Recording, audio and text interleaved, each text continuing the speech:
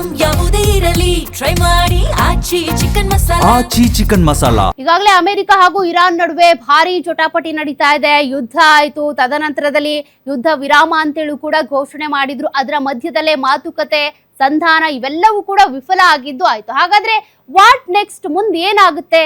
ಇದ್ರ ಪ್ರಭಾವ ನಮ್ಮ ರಾಜ್ಯಗಳ ಮೇಲೆ ಆಗ್ಲಿ, ನಮ್ಮ ದೇಶದ ಮೇಲೆ ಆಗ್ಲಿ ಯಾವ ರೀತಿ ಬೀರುತ್ತೆ?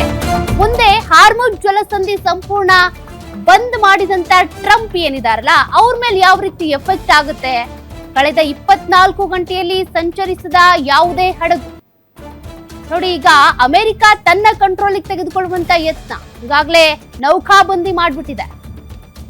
ನಿರ್ಬಂಧ ತೆರವು ಮಾಡದೇ ಇದ್ರೆ ವಿನಾಶ ಅಂತ ಇರಾನ್ ಎಚ್ಚರಿಕೆ ಕೊಟ್ಟಿದೆ.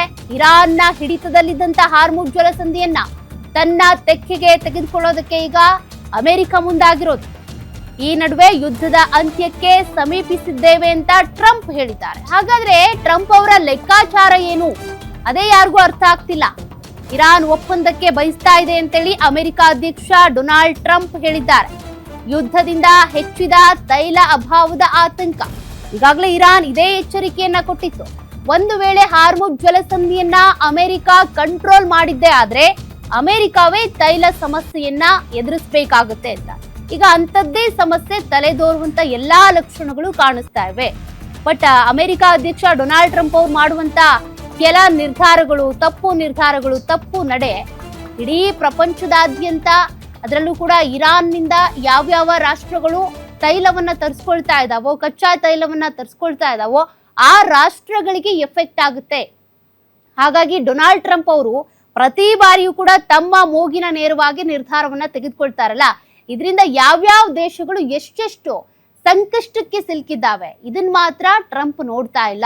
ಬರೀ ತಾವಾಯ್ತು, ತಮ್ಮ ನಿರ್ಧಾರಗಳಾಯ್ತು, ಅದಾದ್ಮೇಲೆ ಮತ್ತೆ ಪೋಸ್ಟ್ ಮಾಡೋದು, ಡಿಲೀಟ್ ಮಾಡೋದು, ಇರಾನ್ಗೆ ಎಚ್ಚರಿಕೆ ಕೊಡೋದು, ಮತ್ತೆ ಯುದ್ಧ ಅನ್ನೋದು, ಸಂಧಾನಕ್ಕೆ ಅಂತ ಪಾಕಿಸ್ತಾನಕ್ಕೆ ಹೋಗಿ ಕುತ್ಕೊಳ್ಳೋದು, ಬರೀ ಇಂಥದ್ದೇ ತಪ್ಪು ನಿರ್ಧಾರಗಳು.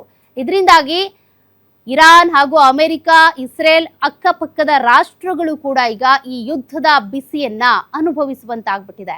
ತೈಲ ದರ ಏರಿಕೆ ಆಗ್ತಾ ಇದೆ, ಜೊತೆಗೆ ತೈಲ ಸಿಗ್ತಾ ಇಲ್ಲ, LPG ಸಿಗ್ತಾ ಇಲ್ಲ. ಅಮೆರಿಕ ಇರಾನ್ ಸಂಘರ್ಷಕ್ಕೆ ಇವತ್ತಾದ್ರೂ ತೆರೆ ಬೀಳುತ್ತಾ ಅಂತ, ಯುದ್ಧ ನಿಲ್ಲುತ್ತೆ ಅಂತಿದೀವಿ. ಯಾವಾಗ ನಿಲ್ಲುತ್ತೆ? ಅಮೆರಿಕ ಇರಾನ್ ನಡುವೆ ಇವತ್ತು 2ನೇ ಸುತ್ತಿನ ಮಾತುಕತೆ ಇದೆ. ಪಾಕ್ ನೇತೃತ್ವದಲ್ಲಿ 2ನೇ ಸುತ್ತಿನ ಸಂಧಾನ ಮಾತುಕತೆ.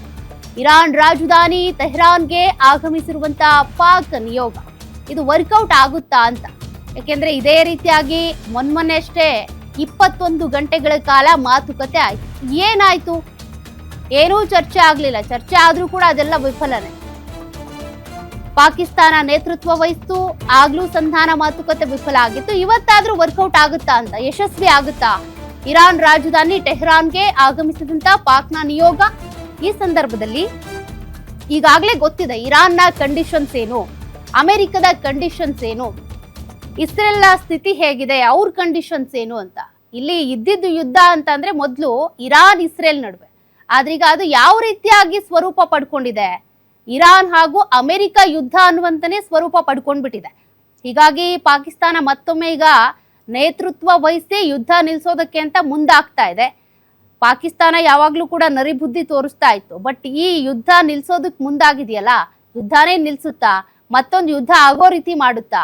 ಏನ್ ಪ್ರಯತ್ನಗಳಾಗ್ತಾ ಇದೆ ಇವತ್ತಿನ ಮಾತುಕತೆಯಲ್ಲಿ ಗೊತ್ತಾಗುತ್ತೆ.